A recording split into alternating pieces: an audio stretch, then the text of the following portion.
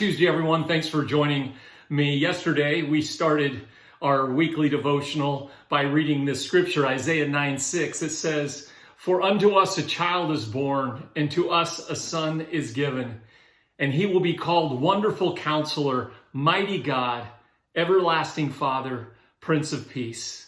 It was Isaiah's prophecy of who Jesus would be. And so we said, well, this week, let's just take each one of those four attributes of Jesus and look at how that applies to our lives. So today, I want to talk about that Christmas and our relationship with God. And if we choose to follow Christ, that he offers us wonderful counsel. He offers us amazing wisdom. How many watching this right now need wisdom in your life to make good choices? Some of you are at a crossroads of choices. For all of us in the year 2020, wisdom has been deeply needed. And as you know, there's a lot of bad wisdom out there. Wisdom based on fear, wisdom based on selfishness, and bad wisdom has been around all along. About 50 years ago, or longer than 50 years ago, when Elvis was first starting, all the critics said that Elvis should keep his day job. I'd say that's bad wisdom. Way back during, even before Elvis, they actually declared excessive smoking plays a very minor role in lung cancer. In the 60s, critics said the Beatles would not last. Critics said they didn't like the sound, and critics said that guitar music was on the way out. That was in the 60s. When they drafted Michael Jordan, Chicago Bulls general manager Rod Thorne said that this is his exact quote: "Michael is good, but he isn't going to turn this franchise around." Western Union in 1876 said telephones inherently had no value to us. And today in 2020, more people have phones than they have toilets. I was in West Africa several years ago, and it's a very common sight to see people riding camels, living in huts, talking on their cell phones. Anyway, we can make fun of other people's bad choices or bad wisdom, but I've had a lot of bad wisdom. And so what Paul writes in Colossians is, in his prayer for us, is that we would know the mystery of God through Christ, in whom all hidden wisdom and knowledge is found. See, Isaiah 9:6 says that wisdom is offered to us through the person of Jesus Christ. "For unto us a child is born, and he is a wonderful counselor." A wonderful counselor. I just was reading the Beatitudes this morning, and Jesus kind of turned wisdom upside down with his first sermon, the Beatitudes on the Sermon on the Mount, when he said, "You're blessed when you're at the end of your rope. With less of you, there is more of God." Very counterintuitive wisdom. I mean, translated, it says, "Blessed are the poor, for they shall find God. They shall be with God. They shall inherit the kingdom." He says, "You're blessed when you feel you've lost those that are most dear to you. Only then can you be embraced by the one who is most dear to you." That one translated was, "Blessed are those who mourn, for they shall be comforted." Jesus says he turned wisdom upside down when he said, "You're blessed when you're content with just who you are. No more, no less." That's the moment you find yourself proud owners of everything that can't be bought. What's our culture's wisdom? You won't be happy until you get one more purchase, one more pleasure.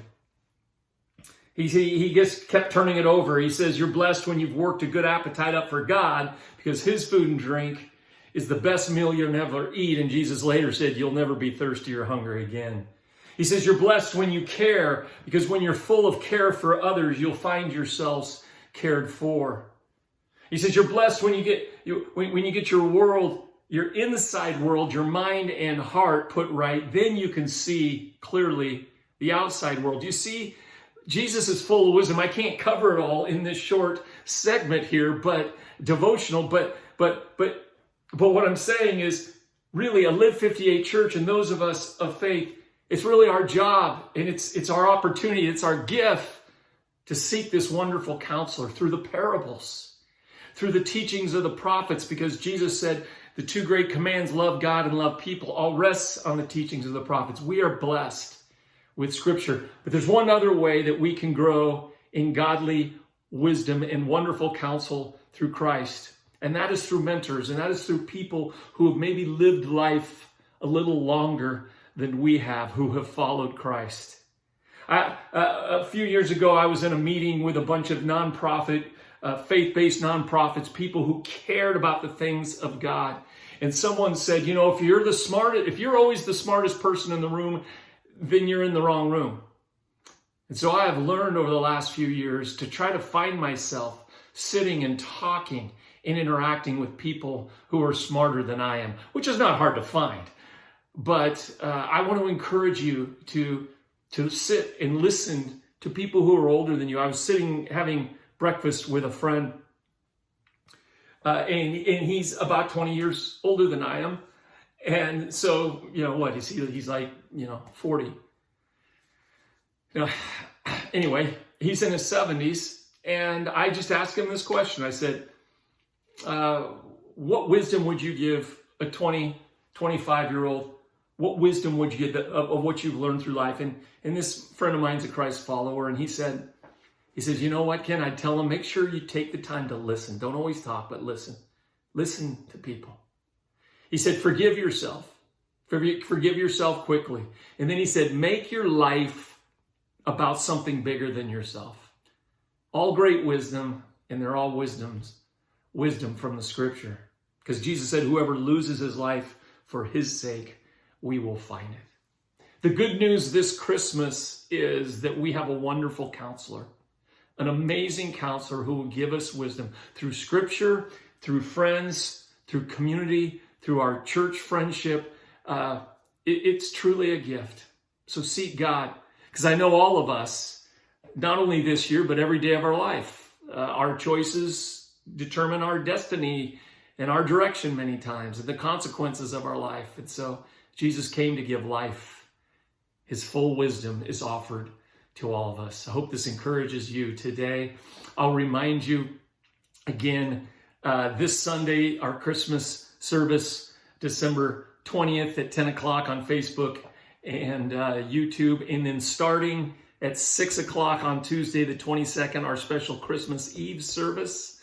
At 6 o'clock, it will premiere on Facebook and YouTube and then be available all throughout the week, so you can watch it in home groups, watch it with your family. God bless you. Tomorrow, we're going to continue on, for unto us a child is born, and we're going to look at our God, that Christ came as a mighty God. We're going to look at his power, and that same power that Christ has, he offers us to us. And we're going to find out, how do we receive and give that power? Because we all need that power to live. So God bless you. Have a great Tuesday, and we'll see you tomorrow.